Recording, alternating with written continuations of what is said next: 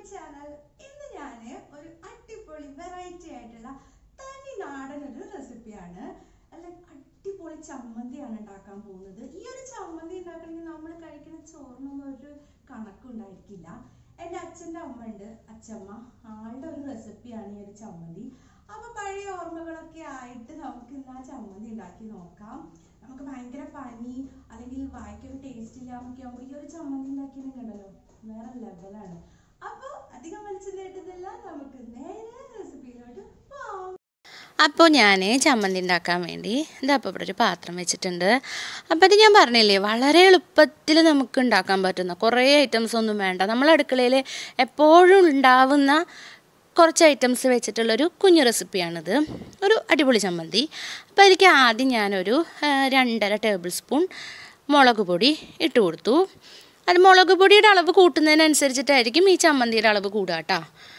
ഇനി അതിലേക്ക് ഒരു 7 അല്ലി വെളുത്തുള്ളി എടുത്തിട്ട് ഞാനൊന്ന് ചതച്ചിട്ടുണ്ട്, അതാണിത്, അതും കൂടി ഇട്ട് കൊടുത്തു. അപ്പോൾ ആ ഒരു വെളുത്തുള്ളിയുടെ ഒരു ഫ്ലേവർ ഈ ചമ്മന്തിയിൽ ഭയങ്കര ടേസ്റ്റാണ്, ആ ഒരു ഫ്ലേവർ സൂപ്പറാണിതിൽ. അതുപോലെ ഇനി നമുക്കിതിലേക്ക് വേണ്ടത് പുളിയാണ്. അപ്പോൾ നമ്മുടെ സാമ്പാർ പുളി ഉണ്ടല്ലോ, അതൊരു നെല്ലിക്ക വലിപ്പത്തിലുള്ളത് എടുത്തു. ഇനി നമുക്ക് നല്ല നാടൻ വേപ്പലുണ്ട്, അത് ഞാനിതാ കൈ കൊണ്ട് ഒന്നിങ്ങനെ ചീവിയിട്ട് കൊടുക്കുകയാണ്. ഇപ്പോൾ ഇതങ്ങനെ കഷ്ണങ്ങളായിട്ട് കിടന്നോളും. അപ്പോൾ വേപ്പിൻ്റെ ഇലയായി. ഇനിയിപ്പോൾ എന്താണെന്ന് വെച്ചാൽ നമുക്കിതിലേക്ക് പാകത്തിന് ഉപ്പിട്ട് കൊടുക്കണം. ഉപ്പിൻ്റെ അളവൊക്കെ പിന്നെ നിങ്ങൾ നിങ്ങളുടെ ഇഷ്ടത്തിനനുസരിച്ചിട്ട് ഇട്ട് കൊടുക്കുക, കൂടാതെ നോക്കുക, അത്ര മാത്രം മതി.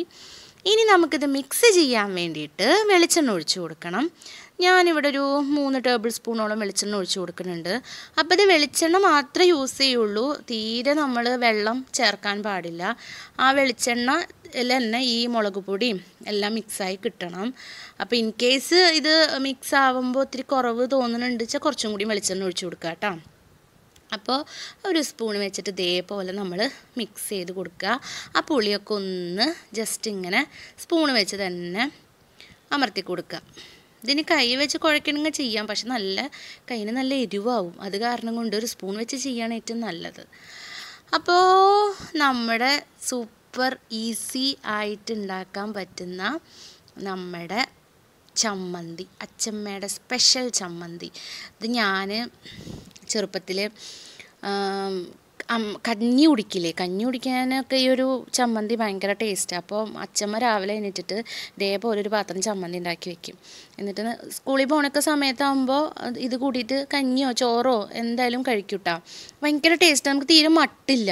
അതേപോലെ ചോറ് കഴിക്കുമ്പോൾ നമുക്ക് അളവും അറിയില്ല, അതിങ്ങനെ കഴിച്ച് അത്ര ഇതന്നെ മതി, വേറെ ഒന്നും നമുക്ക് സൈഡ് ഡിഷ് വേറെ ഒരാവശ്യമില്ല. അതേപോലെ കൊള്ളിക്കിഴങ്ങ് കപ്പ പുഴുങ്ങുമ്പോഴും ഇങ്ങനെ ഈ ചമ്മന്തി സൂപ്പറാണ് അതിലേക്ക്.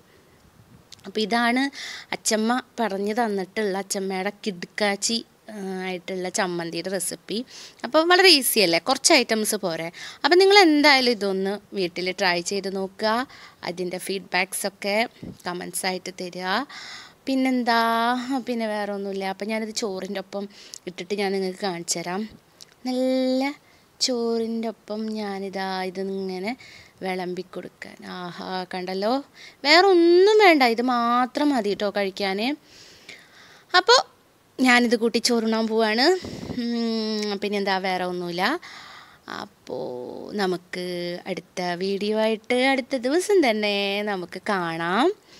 വീഡിയോ ഇഷ്ടപ്പെട്ടാൽ ലൈക്ക് ചെയ്യാനും ഷെയർ ചെയ്യാനും മറക്കരുത്. അതുപോലെ ആദ്യമായിട്ടാണ് ചാനൽ കാണുന്നതെങ്കിൽ ഒന്ന് സബ്സ്ക്രൈബ് ചെയ്യുക, തൊട്ടപ്പുറത്തുള്ള ബെല്ലൈക്കണും കൂടി പ്രസ് ചെയ്യുക. അപ്പോൾ ഓക്കെ, ബൈ, താങ്ക് യു.